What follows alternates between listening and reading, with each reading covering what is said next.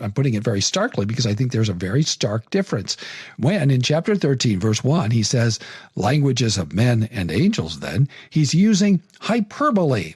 If you look at Calvin's commentary on this chapter, you'll see that it's one of the first things he says, that this is hyperbole. This is something that a lot of American Christians need to learn, and maybe Christians in other places too need to learn that Paul is not saying if you have the right technique and if you have enough faith, you can speak with the languages of men and angels.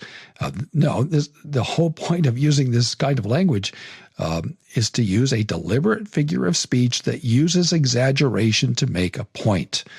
And I hope you haven't missed that. But certainly lots of people have missed that, and they've taken 13:1 as a sort of promise that if we have the right technique and enough faith, if we are baptized in the Holy Spirit and get the second blessing, etc., that we can speak with the tongues of men and angels. He's not saying anything of the sort.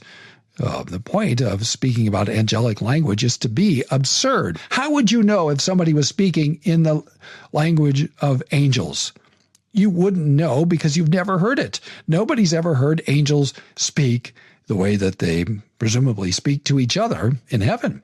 How have we heard angels speak? We've heard them speak when we have heard them speak in the history of salvation in the very same kind of language that we use. He's talking Big Latin. I don't know what he's saying. Is everybody dumb? No, but it is kind of amusing that Curly says Big Latin, since we're talking about languages here. They only spoke human language when they were talking to us. So we don't have any idea. So if somebody comes to you and says, I have the gift of speaking in the tongues of angels, you have every right to say, I'm sorry. You are simply deluded. You're making things up.